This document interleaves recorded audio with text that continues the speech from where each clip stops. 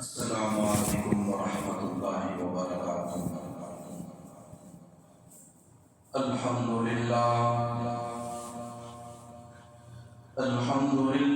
نحمده ونستعینه ونستغفره ونؤمن به ونتوکل علیہ ونعوذ باللہ من شرور انفسنا ومن سیئات اعمالنا، من يهده الله فلا مضل له ومن يضلله فلا هادي له،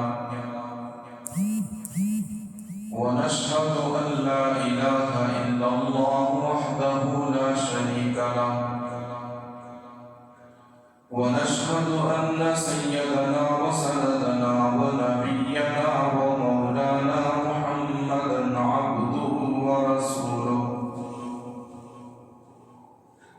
أما بعد فأعوذ بالله من الشيطان الرجيم. بسم الله الرحمن الرحيم. وإذ يرفع إبراهيم القواعد من البيت وإسماعيل، وقال الله تبارك وتعالى في كلام المجيد: إن أول بيت وضع للناس للذي ببكة مباركا وهدى للعالمين. بارك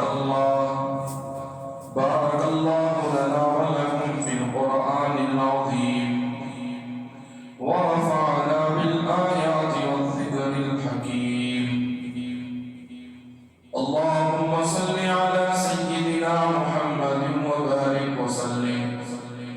اللهم صل على سيدنا محمد وبارك وسلم. اللهم صل على سيدنا محمد وبارك وسلم. محترم بزرگوں، دوستوں،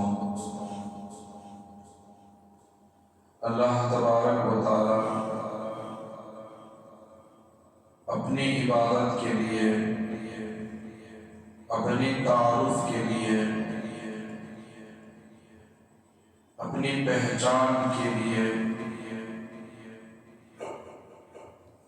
اس دنیا کے اندر سب سے پہلے اللہ تعالیٰ نے اپنے گھر کی تعمیر بیان فرمائی، جس کا نام ہے کعبۃ اللہ۔ یہ دنیا کا سب سے پہلا گھر ہے۔ اس وقت تک دنیا کے اندر کوئی عمارت تک تعمیر نہیں ہو سکی تھی۔ اللہ تعالیٰ نے اپنی پہچان، اپنی عبادت، اپنے تعارف کے لیے اللہ تعالیٰ نے اپنی طرف سے اس دنیا کے اندر اللہ نے گھر کو نازل فرمایا۔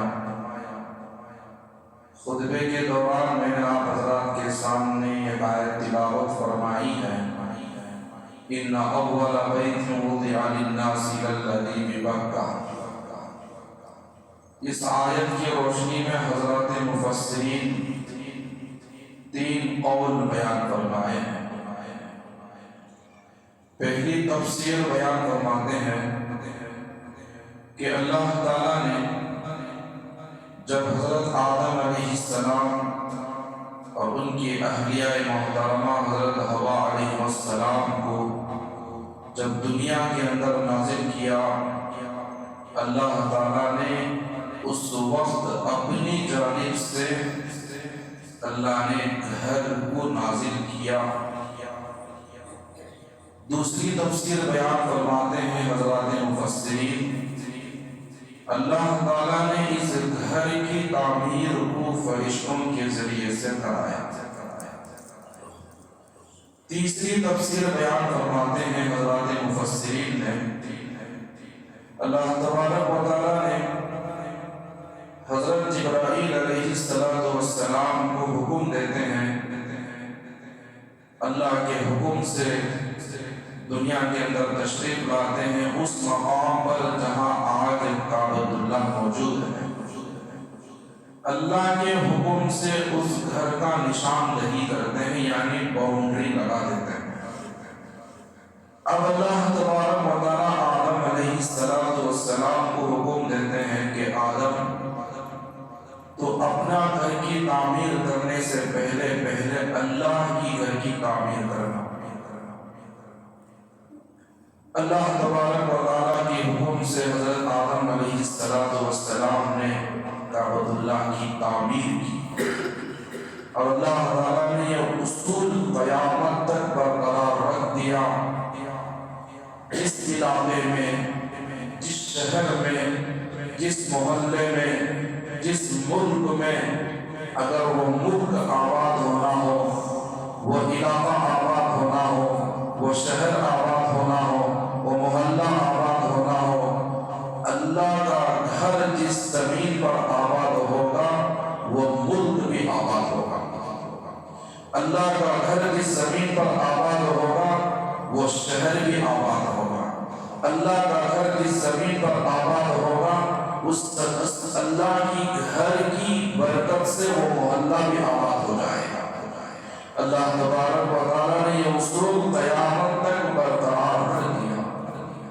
تو بہرحال اللہ تبارک و تعالیٰ نے حضرت آدم علیہ السلام کے ذریعے سے اس خانہ کعبہ کی تعمیر کرائی، اور نوح علیہ السلام کے زمانے تک یہی تعمیر باقی رہی۔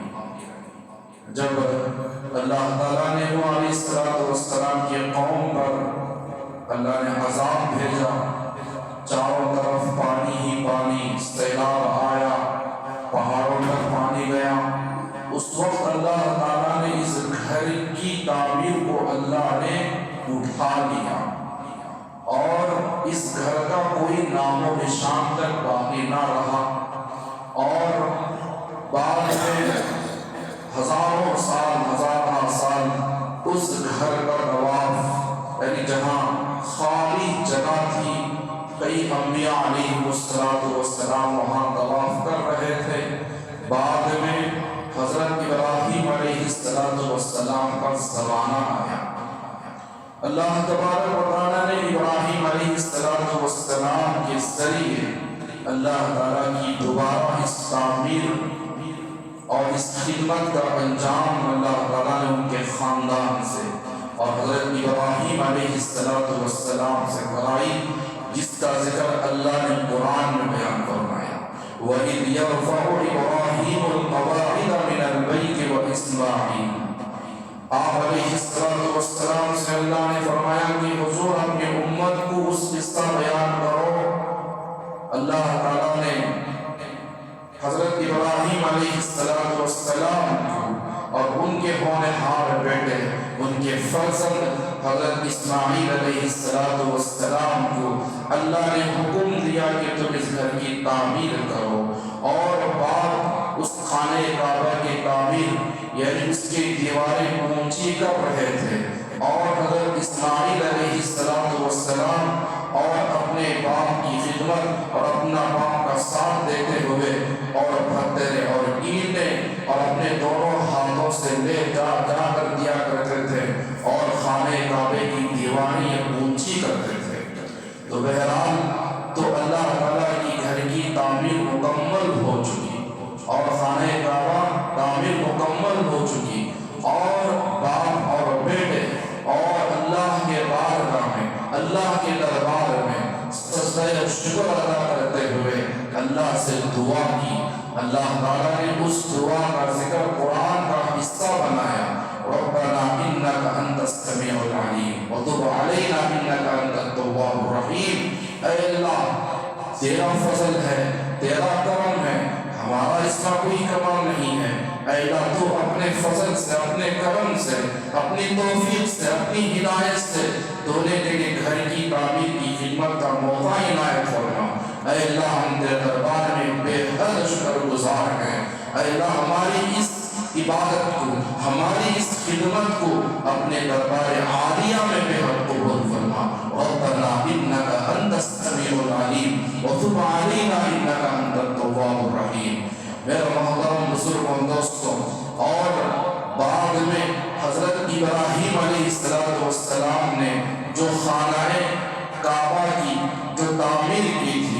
کئی ہزار سال اس کی تعمیر باقی رہی، اور حضور صلی اللہ علیہ وسلم اس دنیا کے اندر تشریف لانے سے پہلے دو قبیلے تھے، یہ قبیلہ بنو جرہم، یہ قبیلہ بنو معلق، یہ دو قبیلے تھے، اور یہ ان کے دور کے اندر خانہ جو کعبہ تھا، جس وقت ابراہیم علیہ السلام نے جو تعمیر کی تھی، اور ان کے زمانے میں یہ دو قبیلے کے زمانے تک یہ خانہ کعبہ کی تعمیر باقی تھی۔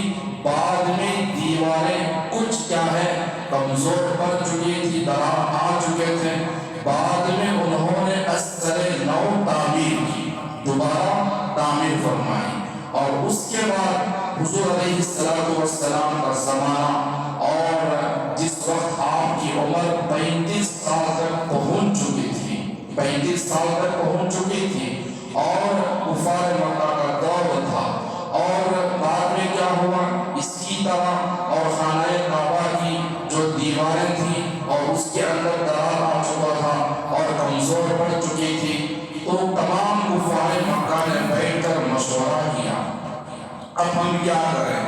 اب مشورہ کر کے اس بات کا فیصلہ لیا کہ ہم دوبارہ کیا کریں، اس خانہ کعبہ کی تعمیر کو دوبارہ ہم کیا کریں، اثر نو اس کی تعمیر کریں گے۔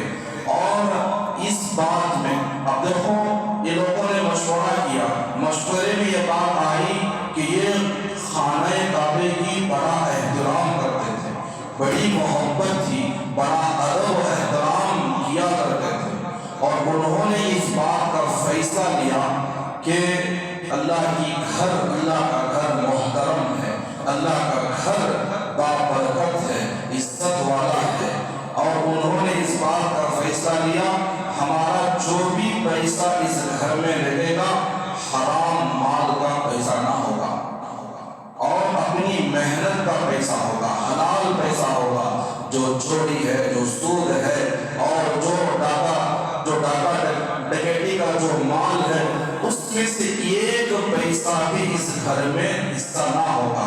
اور تمام متفق ہوئے، فیصلہ ہوا، چندہ جمع ہوا، لیکن چندہ اتنا جمع نہیں ہوا جتنا اس خانہ کعبہ کی تعمیر کر سکتے تھے، اتنا جمع ہوا جتنا وہ کر سکتے تھے۔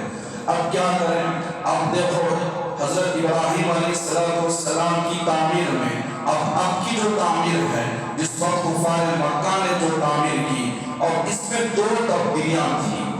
حضرت ابراہیم علیہ السلام نے جس وقت خانہ کعبہ کی تعمیر کی تھی، اس وقت دو دروازے تھے، ایک جانے کا دروازہ راستے سے اندر داخل ہونے کا، دوسرا باہر سے جہاں حتیم جو ہوتا ہے وہاں سے آنے کا راستہ، یہ دو راستہ تھا، اور جو مقام جو حتیم ہے، اور یہ پورا اس میں حصہ مکمل ہو چکا تھا، بڑی خانہ کعبہ کی تعمیر اسی کے اندر داخل تھی۔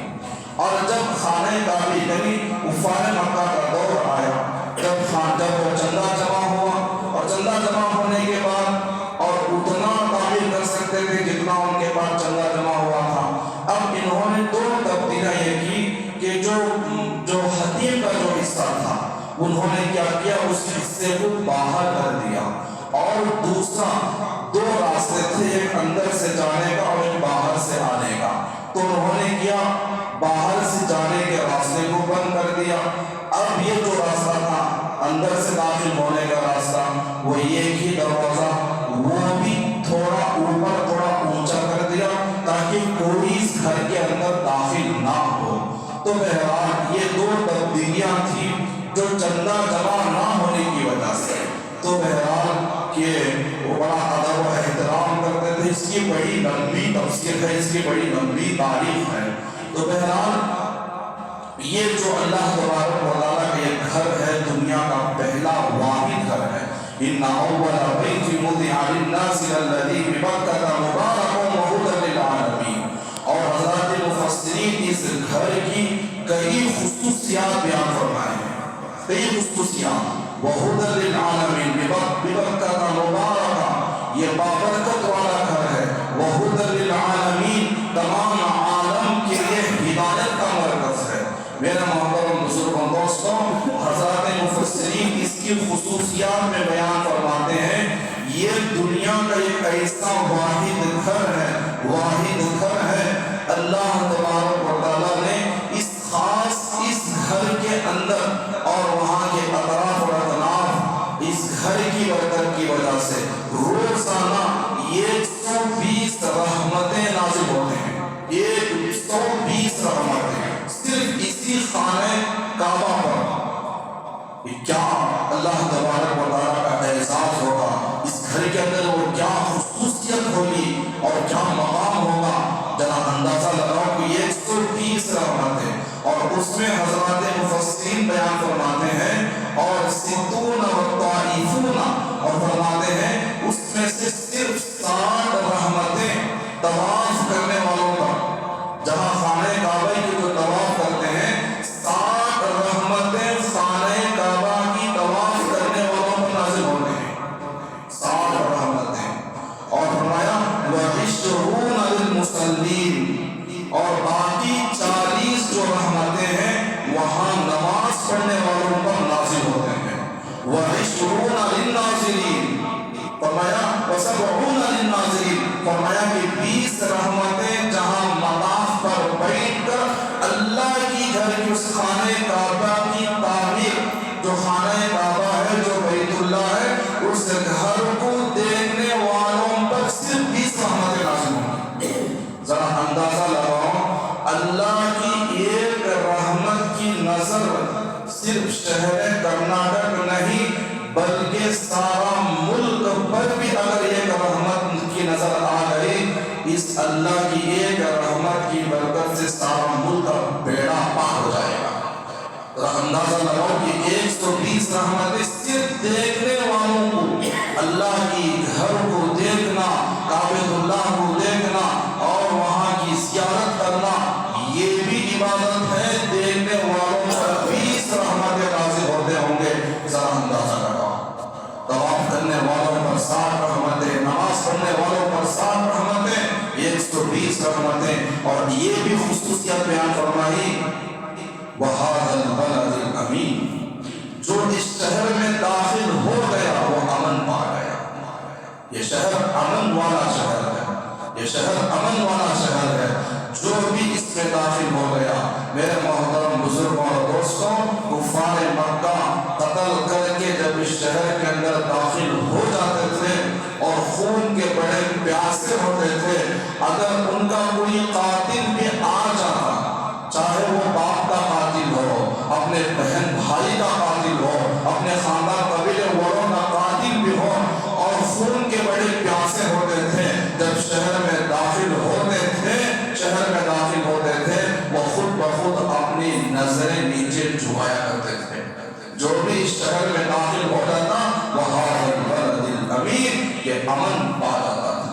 آج بھی دیکھیے یہاں تک کہ وہاں کے ایک جانور کو ہاتھ لگانا اور مارنا، یہاں تک کہ اگر درخت بھی ہے درخت کے ٹہنی کو کاٹنا بھی حرام ہے. جہاں کئی ہزاروں لاکھوں بلیاں وہاں پر ہیں، کوئی بھی ہاتھ نہیں لگاتا. امن پا گیا جو اس شہر میں داخل ہو گیا، امن پا گیا. لاکھوں ہزاروں لوگ اس شہر کو جاتے ہیں اور بڑی بڑی امیدیں لے کر جاتے ہیں، اور اللہ تبارک و تعالیٰ ان کی امیدوں کو کامیاب کر دیتا ہے. اور ادنا سا ادنا مسلمان اگر چلے جاتا ہے، اللہ تبارک و تعالیٰ ان کی دعا کو اللہ رد نہیں فرماتے. جو اس شہر کے اندر داخل ہو گیا وہ امن پا گیا. یہ شہر کی ایک بڑی خصوصیت ہے. مبارکہ، اور یہ بابرکت شہر ہے، یہ بابرکت شہر ہے. اور فرمایا فیہ آیات بینات مقام ابراہیم. اللہ نے بیان فرمایا اگر اس آیت کی روشنی میں اگر ہم جائیں گے، تفسیر کریں گے، اور یہ بیان فرماتے ہیں کہ اللہ تعالیٰ نے اس شہر کے اندر ایسی ایسی نشانیاں اور ایسی اللہ نے علامتیں رکھی ہیں، اگر ان علامتوں کو غور کیا جائے اللہ تبارک و تعالیٰ، اور اس علامتوں پر غور کرنے کی وجہ سے اللہ راہ پر لگا دیں گے. وہ کبھی گمراہی کے راہ اختیار نہیں کرے گا. اب دیکھو ان کی علامت کیا ہے، ان کی خصوصیات کیا ہے. کعبہ شریف اب دیکھو کتنے ہر سال حج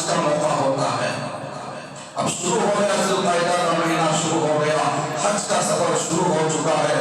اللہ ہم تمام کو حج مبرور نصیب فرمائے۔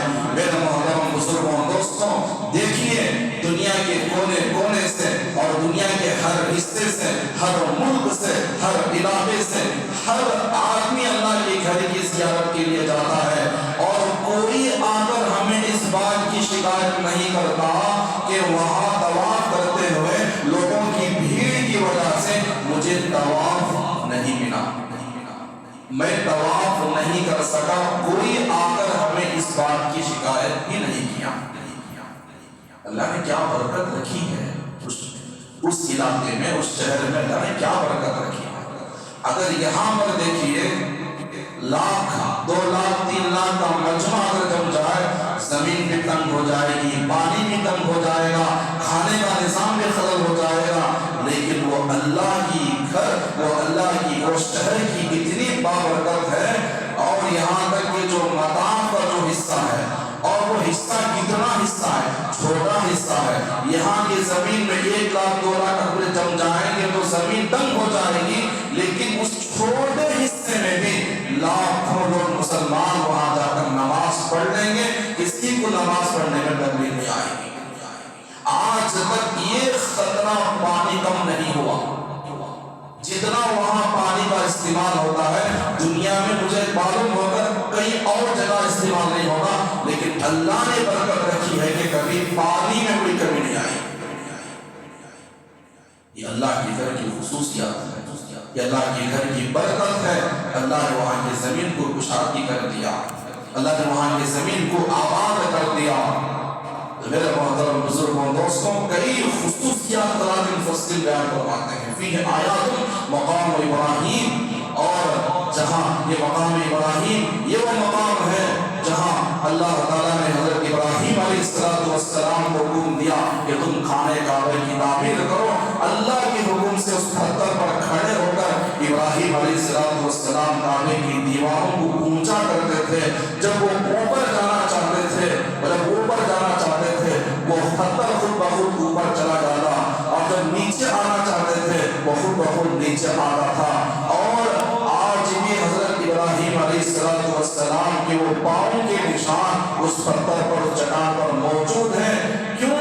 اس لیے کہ نبی جو ہوتے ہیں وہ روحانی طاقت کے اعتبار سے بڑے مضبوط ہوا کرتے ہیں، اور وہ پتھر بھی، اور حضرت ابراہیم علیہ السلام کی طاقت کو نہ سنبھال سکا، وہ پتھر پر بھی کیا ہے، ابراہیم علیہ السلام کے نشان پڑ چکے ہیں۔ اور اس پتھر کا یہ خصوصیت دیکھیے، جس کا رشتہ نبی سے جڑ گیا، اللہ اس کے مقام کو بھی بنا لیا۔ من مقام مصلی ابراہیم، من مقام مصلی، اللہ نے اس جگہ کو جائے نماز بنا دیا، اللہ نے نماز کی جگہ بنا دیا۔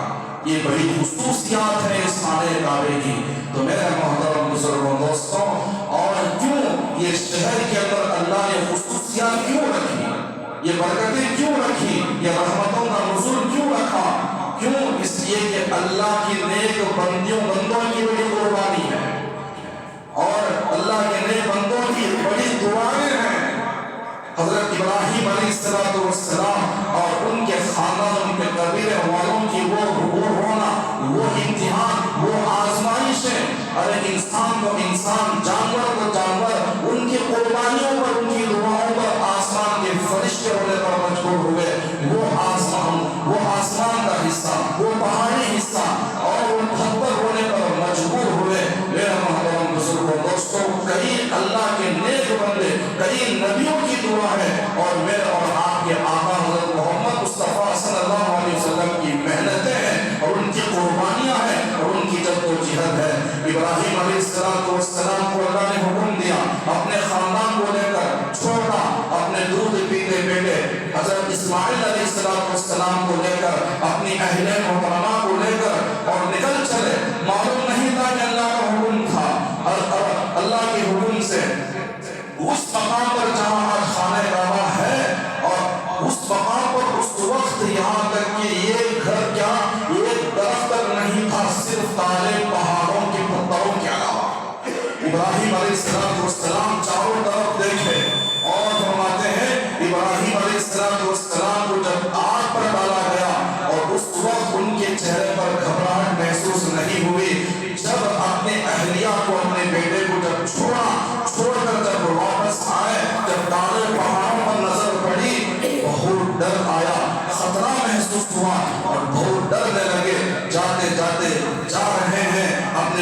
بیٹے بچے کو دیکھ رہے ہیں، جا رہے ہیں اپنے اہلیہ کو دیکھ رہے ہیں، جاتے جاتے جاتے یہاں تک کہ کیا ہے وہ نظارہ بھی ختم ہو گیا، اور ایسی دعا کی اللہ اکبر میرے محترم بزرگوں دوستوں، اس دعا پر فرشتے، آسمان کے فرشتے رونے پر مجبور ہوئے۔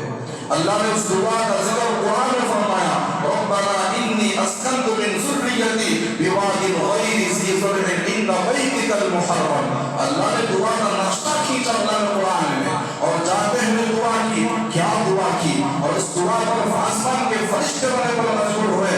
اللہ سے دعا کی کہ اے اللہ، تیرا حکم تھا، تیرے حکم کے آگے میں نے اپنے آپ کو سب کچھ تیرے تابع کر دیا، یہ عمل ہے، یہ تابع ہے، میں نے تیرے حکم کے آگے اور اپنے خاندان، اپنے بچے اور اپنی اہلیہ کو میں نے تیرے حکم سے چھوڑ کر آ گیا۔